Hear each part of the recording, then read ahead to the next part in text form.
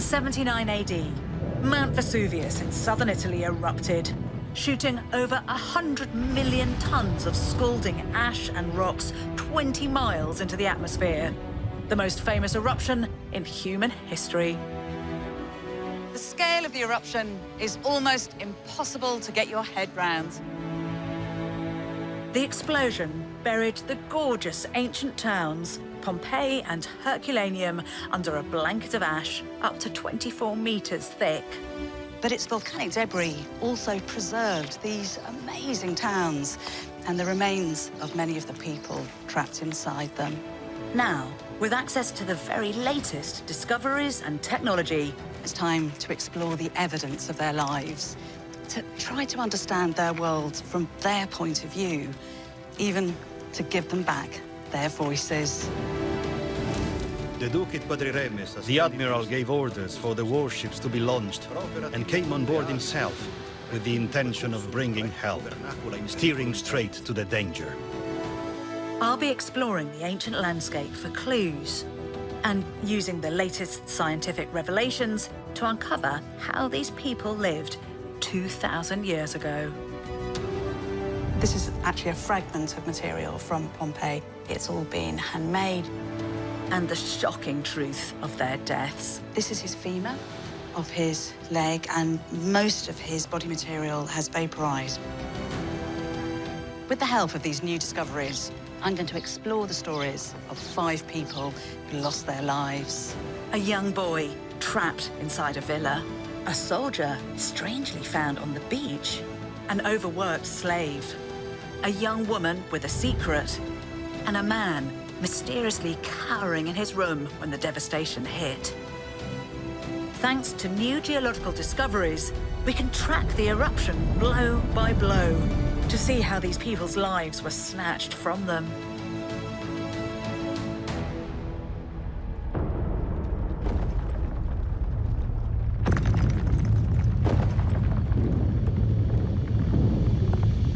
'79 AD. For 4 days in autumn, the region around Mount Vesuvius has been hit by increasing earth tremors. No one realized that this was a warning that an eruption was imminent. Among them, a 20-year-old woman living in the town of Herculaneum. Forensic analysis has revealed amazing details of her life. Can you tell how she chose to dress her hair that morning? Yes, we can see this. A melted iron hair comb has preserved traces of her hair, plaited as was fashionable for higher-class Roman women. But even so, she had a terrible case of nits. So she's scratching there because it's sort of driving her mad. Yes, exactly this. But there's something else. In just a month's time, she was expecting her first child. This is the femur, 6 centimeters long, corresponding to a fetus of about 8 months. So she could have given birth very, very soon. Yes, 1 month. She would never know that she was carrying a baby girl. The disruption of the earthquakes must have been a huge problem for these bustling market towns whose economy depended on trade. But on a normal day, our young pregnant woman might have chosen to prepare for the impending arrival of her newborn, which could have involved a lot of shopping. And Herculaneum was certainly rammed with shops. There was everything available, from perfume and ironmongery to all kinds of Mediterranean delicacies.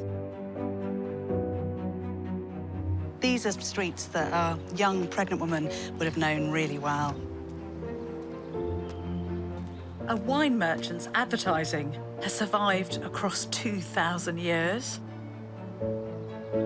The town looks pretty neat and tidy now. But there is a real problem with littering and rubbish being left on these streets, and we know that because of an inscription here. If anyone wants to throw away dung in this place, he is warned that is not permitted to throw it.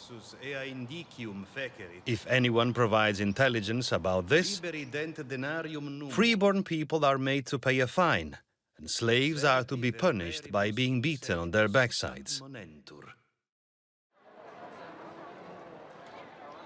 It's just a hint of how frenetic this place was.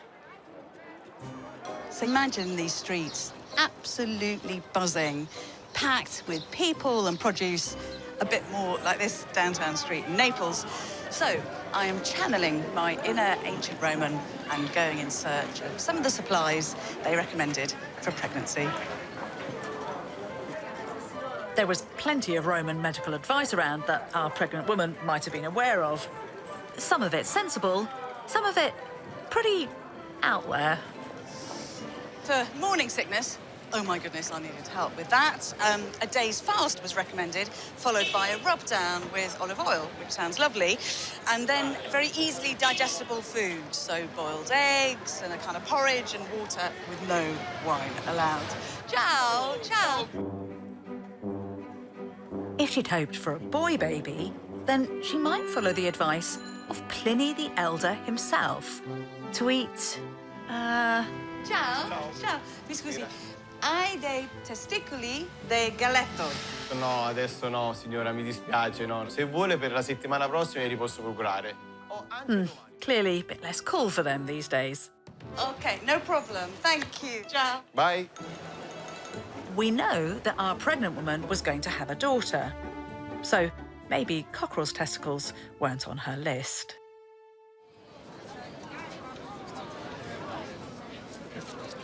At 8 months pregnant, in preparation for the birth, you could order up little strips of wool to cover your female parts, sea sponges to dampen your faces to wipe up any mess, or swaddling bandages for babies.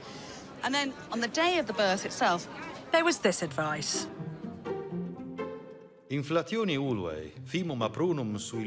For inflations of the uterus, it is found a good plan to apply wild boar's dung or swine's dung topically with oil. But the more effectual remedy is to dry the dung and sprinkle it in the patient's drink. I just suspect that is only something a man would write, knowing he would never have to drink wild boar dung. But one less controversial item for the expectant mum has miraculously survived here in Herculaneum. Oh, perfect. Oh, my goodness.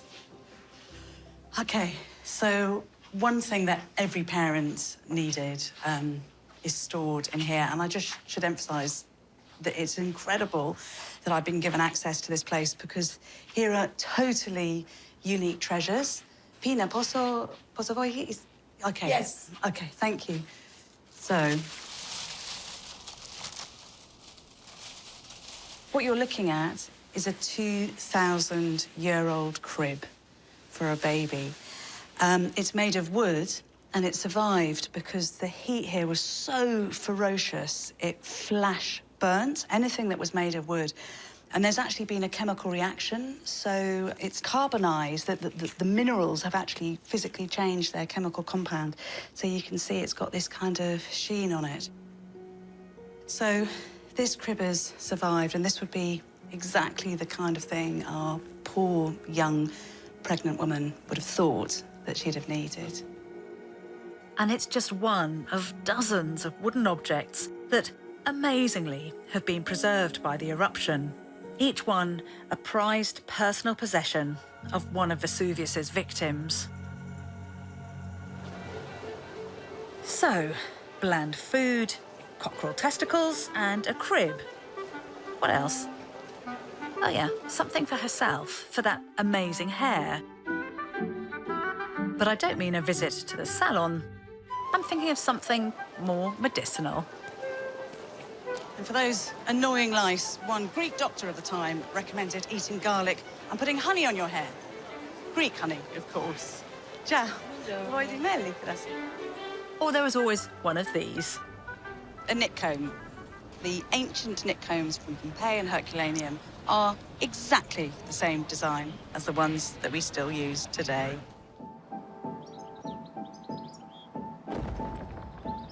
"10 o'clock in the morning on the day of the eruption. The earthquakes are getting worse. A few miles from Herculaneum stood the town of Pompeii.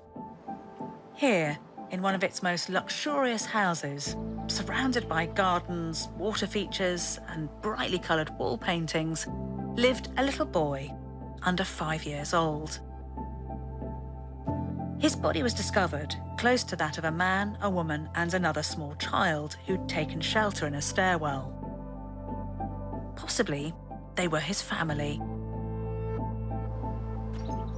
The bodies of the little boy and his family have been preserved in a way that is unique to the victims of Pompeii, as plaster casts. After the eruption, they were buried in volcanic ash. Their flesh rotted away, leaving cavities in the ash. Archaeologists then filled these cavities with plaster. The result is accurate plaster copies of the victims, exactly as they died. For our little boy, let's try to imagine how this last day, the day of the eruption, might have begun. Our little boy would have started his morning, as probably every child has through time, of protesting about being washed and dressed. But because this was a really wealthy family, they would almost certainly have used some pretty fancy bathroom products. We've got recipes from the time, so we know that the Pompeians used pumice to clean their teeth, and they even imported urine from Portugal as a teeth whitener. His mum's face cream would have been made with sensible things like honey and resin and barley and eggs, but then some slightly more unusual ingredients like chicken fat or ground deer antler. And we know from some of the most popular poets in Rome that it was thought really important that women should keep clean and sweet-smelling. Do not let your armpits reek like a goat. Do not let your teeth turn black through laziness. But wash out your mouth every morning. So that told her. Now, we can't know what the adult woman found with the little boy smelt like, but we do know that she was super glamorous. Her body was found heavy with jewellery, including this, a solid golden bracelet. It's decorated with a picture of Selene, the goddess of the moon, wearing a veil of stars and flanked by 2 snakes. Next, time for our little boy to get dressed. And fascinating new research reveals the details of exactly what he wore. The little boy's cast has just been 3D scanned, so we can tell really precisely what he was wearing on that morning. And it's this very short tunic that finishes well above the knee. But then look at it from another angle. We can tell that the cloth has been tied up on his left-hand shoulder, but look at his back. It's got rucked up, and as a mum, you know, you just want to tug it down and help him out. Remarkably, we now also know what his tunic was made of. The material's been analysed microscopically, and we know that it's made of linen. This is actually a fragment of material from Pompeii. You can see it's all been handmade. You can see the kind of weft and the warp there. Linen was really common in Pompeii. It was worn by well-to-do people because it was a material that allowed your skin to breathe and to keep you cool. So we know that that little boy got dressed this morning as he always would have done, not knowing that it was going to be his last day alive. Whatever the plans were for his day, suddenly everything changed. Around 11 o'clock in the morning, there was the hiss of an explosion and a cloud of ash appeared above Mount Vesuvius. To take me through the evidence for the eruption is geologist Professor Chris Jackson. It's actually a relatively small eruption. A blast of ash comes out. Before the big one? Before the big one, yeah. That's interesting, because you don't... I mean, well, with the records that we've got that survived, you don't hear about that. Nobody's writing about it. No, so exactly. This is one of the time when the geological record comes to our aid, because what we find here, east of Vesuvius, are ash deposits associated with that smaller initial eruption. But I mean, my goodness, if that's happening, there's no way the people in Pompeii and Herculaneum aren't going to notice that something's going It on. would have been a very, very worrying time. Just imagine the shock. Vesuvius hadn't shown any sign of activity for hundreds of years. Most people thought it was a mountain. Now that mountain had exploded.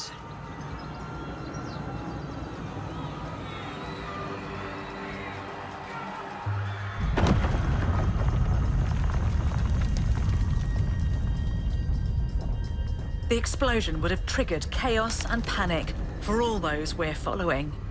And the streets would have been filled with people pushing and shoving and panicking, while some thought the best strategy was to hunker down and try to brave it out. None of those I'm following left, but it would prove a fatal mistake. The first explosion was only the starting gun. Unknown to them, these people had just 1 hour left. Then, Close to noon, Vesuvius erupted.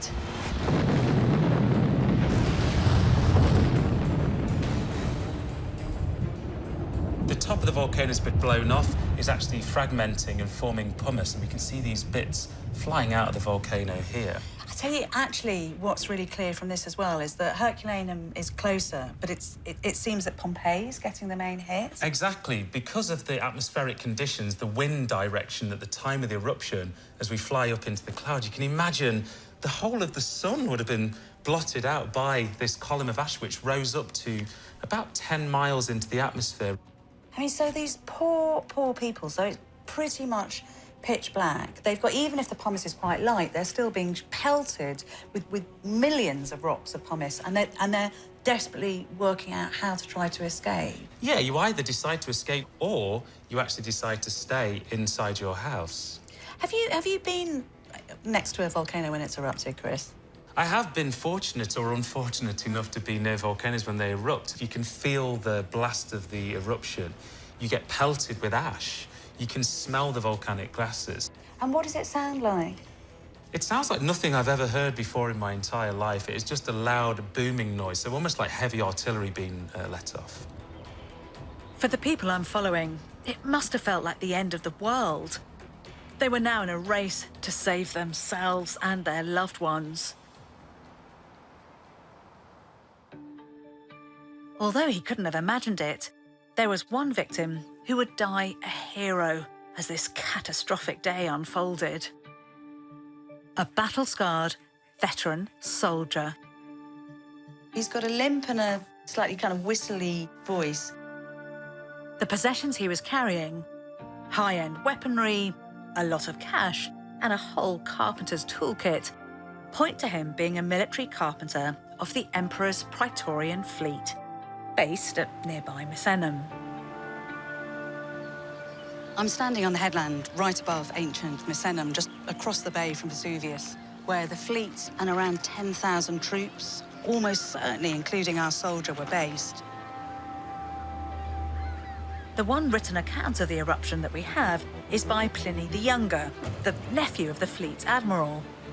Writing from Misenum, he got the same apocalyptic view of the eruption that our soldier could well have experienced. It was like an umbrella pine rising out of the ground, a trunk splitting off into branches. Some areas were white, others were murky, depending on how much ash had been carried in its blast. I mean, can you imagine the fear they must have felt? But, seen from Herculaneum in the shadow of the volcano, the cloud of debris must have been truly terrifying.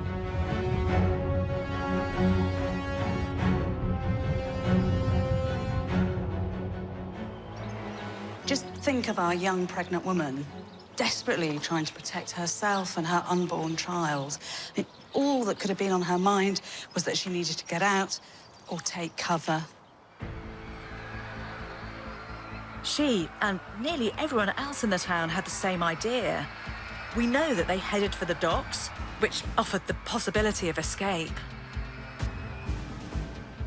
Can you imagine the wave of relief that our young pregnant woman felt once she'd made it down here? Because these things are a bit like a bomb shelter and built with incredibly thick walls and roof. So maybe, just maybe, she relaxed for one moment, thinking that at last she was safe. Initially, she was, because high-altitude winds were blowing the cloud of pumice and ash away from her town, Herculaneum, and towards Pompeii. But there was at least one person in Herculaneum who didn't follow the crowds down to the docks. And he's the last of the people whose story I want to uncover. He was discovered by archaeologists in rather mysterious circumstances. This is the Augustalium, a kind of state-recognised members' club. This one was founded in honour of the Emperor Augustus Caesar. It was for very influential people in the town, but what makes this special is that the members here were mainly freedmen, so men who'd formerly been slaves.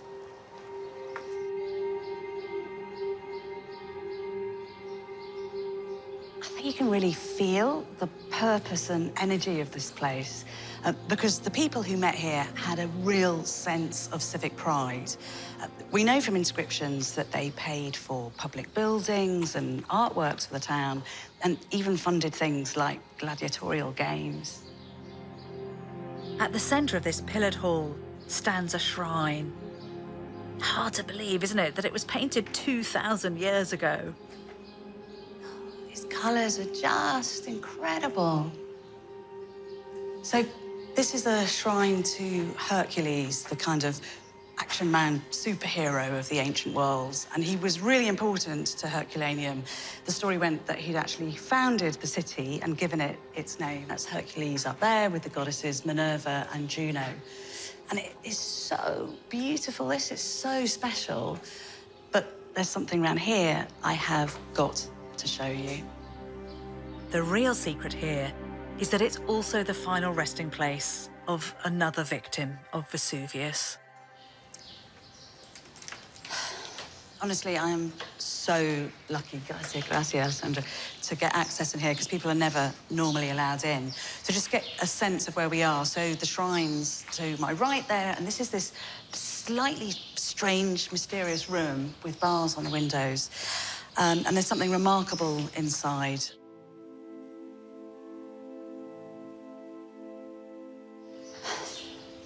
Okay, so just so you can understand what you're looking at, this in the corner of the room is a bed, and this is the original wood around the edge.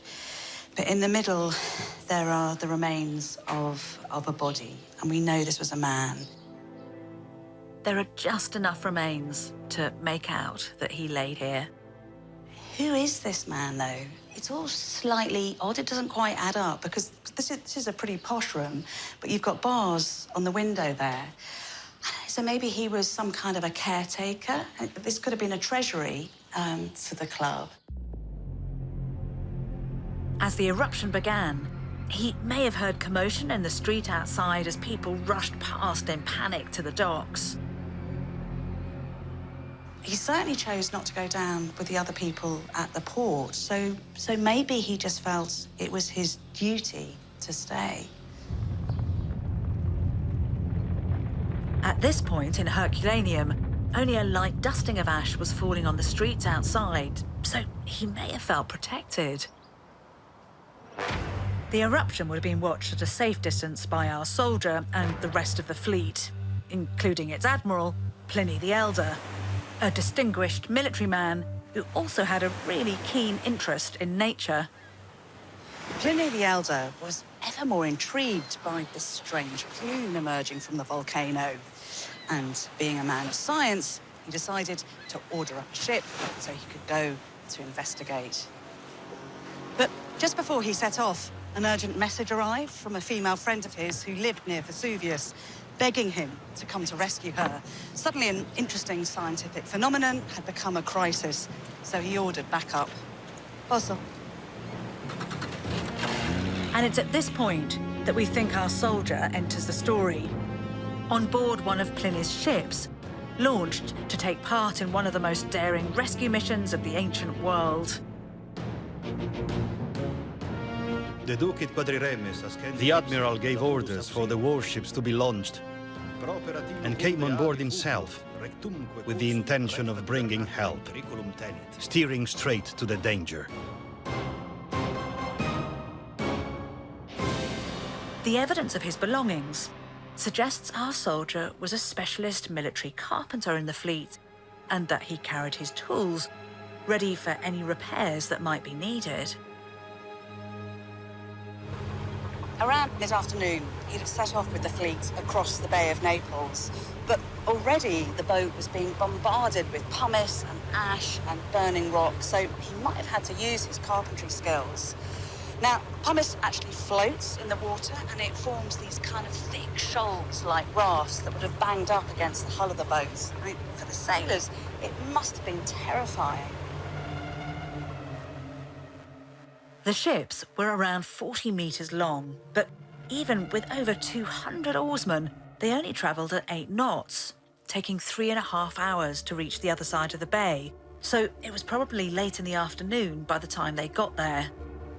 And conditions were deteriorating rapidly. Minute by minute, the pumice fall was getting heavier, and the visibility would have been getting worse and worse. By the time they approached the coast, it was almost as dark as night. Warships this size were too large to dock at the seaside town of Herculaneum. So how could they reach the thousands of desperate civilians hoping for rescue? A clue's been found on the beach. Close to where the soldier was discovered, archaeologists found this. It's a boat that capsized and then was thrown up onto the beach. Now, we know it's not just an ordinary fishing boat because this is an official naval design. So it feels pretty certain to me that this is a boat employed on that rescue mission. Boats like this could have been launched from the large warships. And given his special set of skills, our soldier was perfectly placed to aid the rescue mission. He may have been on the beach itself, helping with the evacuation as our pregnant woman desperately waited in line. In Pompeii, the fall of volcanic debris was much more severe than it was in Herculaneum. The ash cloud was being blown in Pompeii's direction. Rocks and pumice rained down relentlessly, clogging the roads and smashing in roofs. Half a mile outside Pompeii lies a villa, Civita Juliana. 2 human bodies were found here. One, that of a young man. Video, taken at the time of the excavation, reveals how a plaster cast of his body was made. Archaeologists discovered a cavity in the ground where his flesh once was before it rotted away. They removed the bones, then filled in the cavity with plaster, which was then carefully chipped out of the ash, to reveal an accurate plaster copy of his body. His spine shows evidence of carrying heavy loads, so he was possibly a slave. The evidence also suggests that the villa was a farm. Our slave may have worked in the fields, perhaps tending a crop of grapes to make the Pompeian wines that were famous across the empire. In the stables, a horse was found, saddled up, as though ready to make a break for it. The animals must have been wild with panic. There were huge sheets of fire and leaping flames shining through the dark night.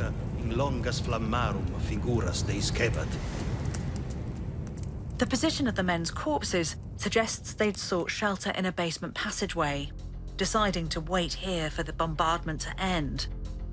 A decision that was to prove fatal, because things now took a turn for the worse.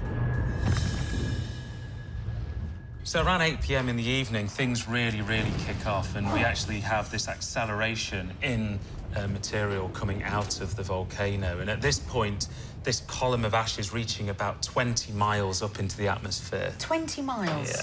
20 miles! I mean, that's just so terrible. Yeah, all of this material is raining down upon Pompeii. Can you hear each other? If people are calling out for help, would their voices have carried? The volcano itself will make a noise when it erupts, but then after that, it'll be maybe just the pitter-patter of ash falling down, but just the general chaos amongst the population. It is that which will be the noise which makes it difficult for people to communicate with each other. And this is going on for hours. So, I mean, so that's hours worth of fear. Yeah, so Pompeii's really in the firing line here. We have ash, both kind of small particles, but also big bombs raining down on the city. The roads would have been coated with this material, but also the roofs of the houses will be getting increasingly battered by this fallout from the volcanic column.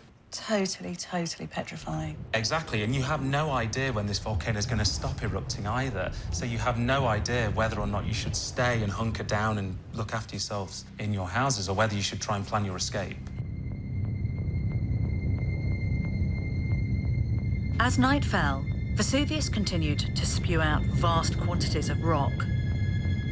In Pompeii, our little boy was hunkered down inside of one of the town's grandest houses.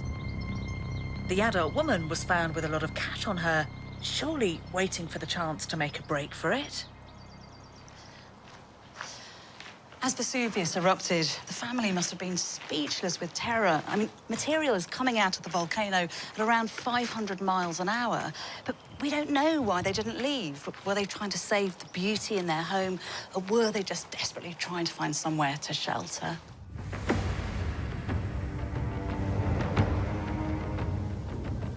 We know from the positions of their remains that as time drew on, the little boy and other victims sought safety in a stairwell. The eruption had started around noon and kept spewing out pumice and scalding ash through the night and into the early hours of the next day. Pompeii and the surrounding countryside were now covered in 3 meters of volcanic debris. Then, at around 4 o'clock in the morning, the assault stopped. At last, for some, a chance to get out.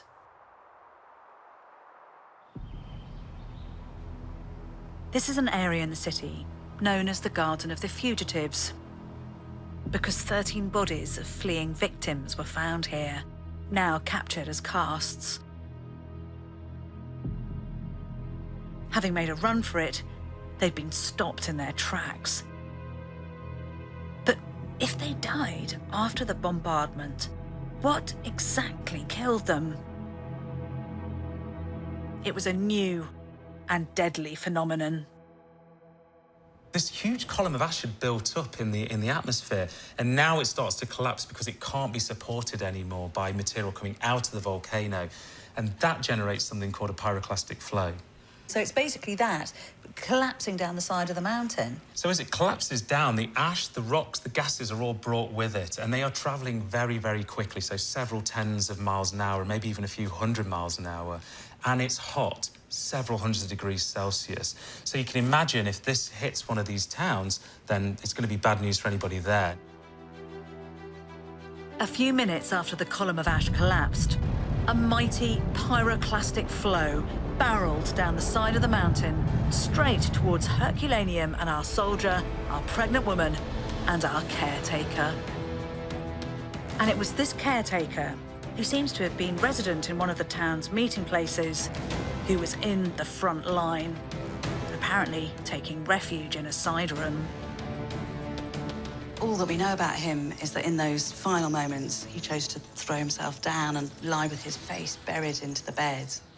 Maybe praying to Hercules, maybe just desperately trying to get some refuge from that hot gas and ash. In an instant, this building was engulfed as volcanic debris poured in through the windows. We know it became hotter than an oven. What little remains of this man's body reveals just how intense the heat was. This is his femur of his leg, and most of his body material has vaporized, but the fat has left this kind of stain in the ash and pumice. He's lying face down, and we know that he suffered extraordinary heat. There was a kind of heat shockwave here of around 520 degrees centigrade. And what that did is it actually exploded his skull. Death would have been virtually instant.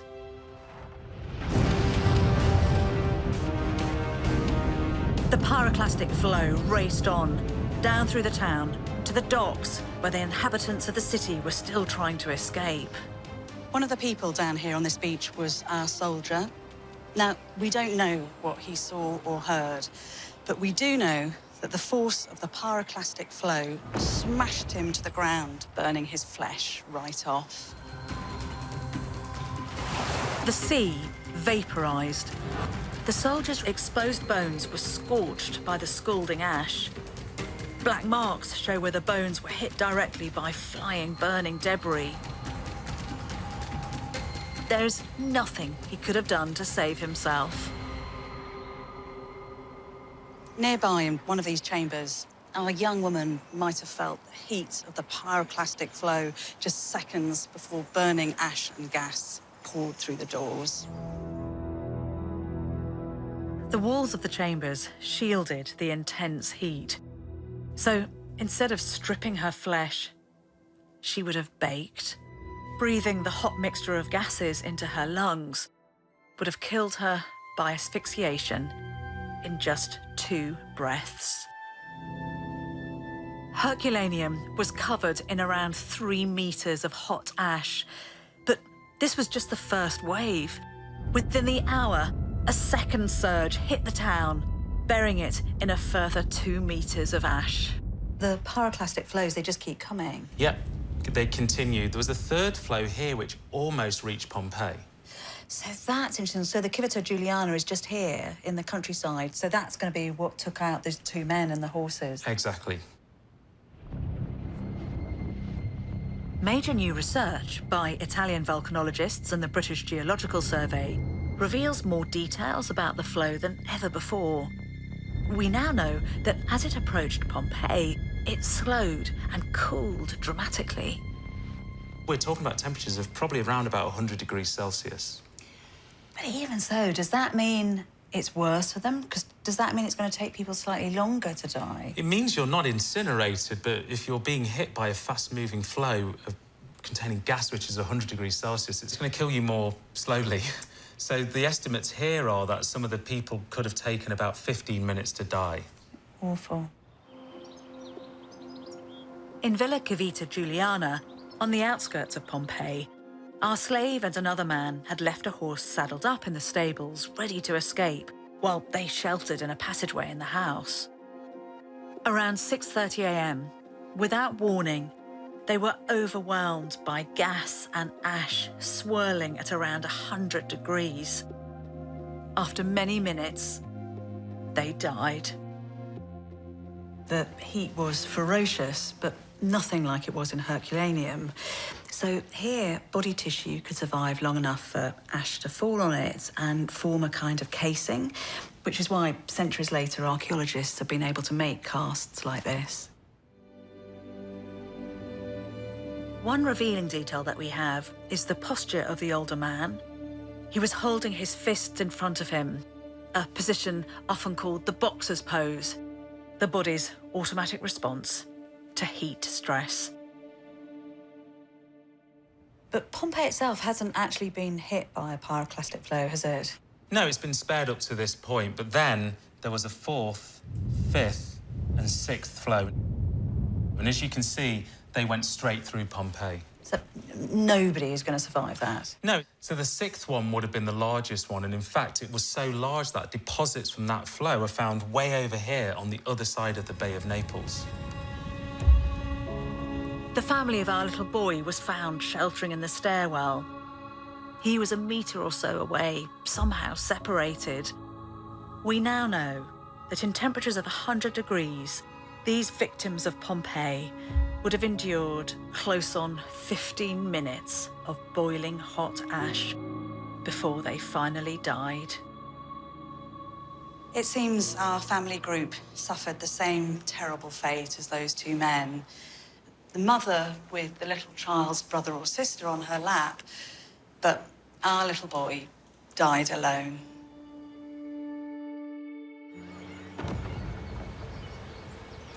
The sixth and final pyroclastic flow still had enough energy in it to come hurtling across the water here, and Pliny the Younger described what he saw. Respicio. Densa caligo tergis in minebat. I looked around. A dense cloud was spreading across the earth like a flood. Darkness fell, not the dark of a moonless light, but as though a lamp had been extinguished. You could hear the screams of women, the cries of children, and the shouts of men, all calling out for their families desperately, trying to recognize them by their voices. Vocibus nos citabant. The eruption of Vesuvius in 79 AD expended the energy of 100,000 atomic bombs. Since then, it's erupted several times and is now monitored 24 hours a day by sensors around the crater. Over 2 million people, including the whole population of Naples, live within Vesuvius's range. Fortunately for them, they can rely on scientists to identify the danger signs of an eruption. Back in 79 AD, the only people who survived were those who had an instinct to get out before Vesuvius exploded. But there were plenty of those who did. Our poor victims suffered desperate ends. But theirs isn't the only story. Most people from Pompeii and Herculaneum actually managed to escape, and many of them ended up here in central Naples in what was the ancient city of Neapolis. Now, we know that because we have their names in written records and on stone inscriptions, and many of those families lived here for generations. So it could just be that the descendants of the survivors of Vesuvius are still walking these streets today. Qua pupa mea aspiccia, talis, oceane, ed avevo